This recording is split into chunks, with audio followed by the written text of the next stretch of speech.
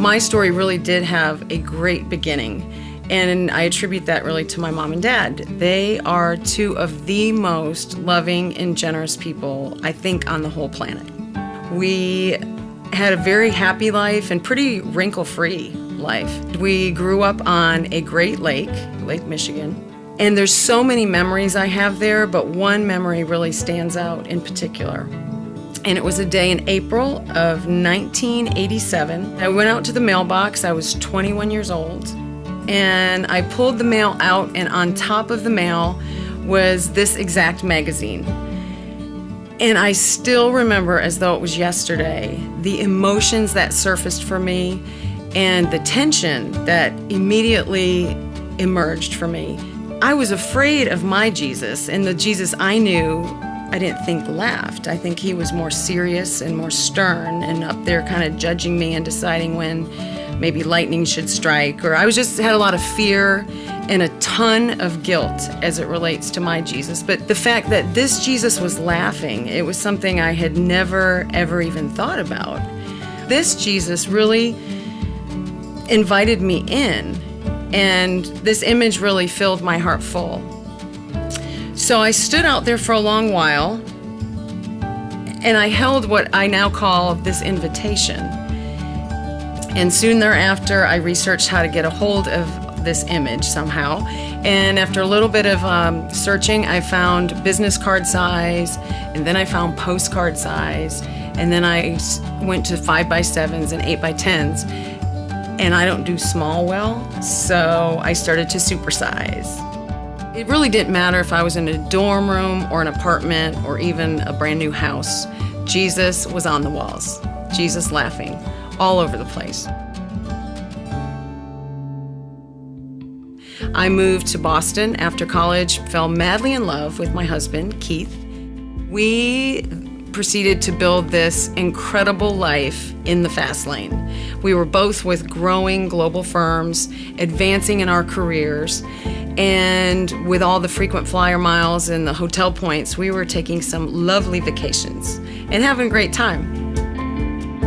My work started to infiltrate around the world into the firms, different offices around the world, and it was good. All was great. And to make it even better, Keith and I had Sean and Lauren, and they were born 3 years apart. Between the time Sean was born and Lauren was born, in those 3 years, we started church shopping, and we landed on an incredible, life-giving church, North Point Community Church. And there I heard for the first time what it meant to have a relationship with Jesus Christ. And that was all new for me. And I also heard that I could be sure of where I would spend eternity. I could be sure of my salvation. I didn't know this, so I said, of course I would like to be. So I said the prayer, I accepted Jesus Christ as my Lord and Savior. And that whole time was the most peaceful time I can remember in my entire life. We were having a lot of fun. Jesus was still laughing. We were laughing. All was going well. But my health started to decline. And you know, a lot of people think once you accept Jesus Christ into your life that somehow your life is going to be this big gold shiny package with a big red bow tied up on it. And my story blows that myth to shreds. My health did start to decline even further. It was determined I had Crohn's disease, and it's an autoimmune digestive debilitating problem, and mine hit smack in the middle of my digestive tract, and it literally closed up, and I couldn't get food down, couldn't get food to stay down, and as a result my weight plummeted. I became kind of a walking skeleton with a grayish tone to my skin. During those times I was either on the 3rd floor of St. Joseph's Hospital or I was in Mayo Clinic. I was going to power through though, because that's what I did. This high achieving, driven woman, I can do this, I can power up. But it got to the point where my full-time work had to become part-time. I had these impossibly high standards of performance and perfectionism and this drivenness that was turning deadly. And it all culminated with a long-term disability, and long meaning 3 years. I had no more fight left in me. and my world went dark. So when I wasn't in the hospital, I would be right here sitting in this chair. And words can't really describe the agony, physically, emotionally, spiritually, in every way. I was just declining. And I would get so angry, and I would look up at that wall at Jesus laughing and just say and scream out sometimes, how can you laugh at a time like this? When you are what you do, when you don't, you aren't. And as it related to my faith, when you're going to heaven, when you do, when you don't, you aren't. My whole life, I had defined myself by what I could do, and now I could do nothing but sit here in this chair, day in and day out. And I hit rock bottom, but I discovered that Jesus was my rock at the bottom.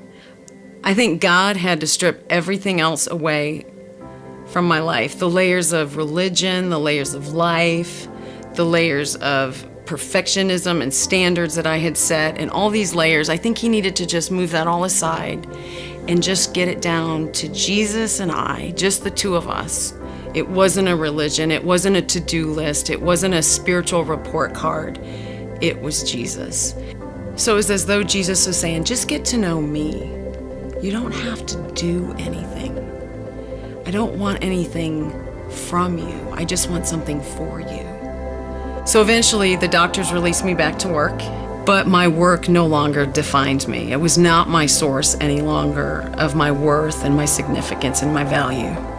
And for the first time in my life, I learned how to truly rest, because I learned that I don't have to do anything. It's all been done on the cross. It is finished. It is done. I can rest in his power and rest in what he did on the cross for me. And that changed everything for me. And it brought this insatiable joy and this freedom that I had never known. So today, I can finally and fully say that this Jesus now matches my Jesus. The fear and the guilt are long gone, and I look at this and I just feel all the joy that is depicted in this incredible piece of art that I have known for all of these decades. So that invitation I received so long ago was an invitation to get grounded and to grow in a relationship with Jesus Christ, the rock eternal. All other ground is sinking sand, and the rock eternal is where I stand. And every single day he invites me into his love and into his story.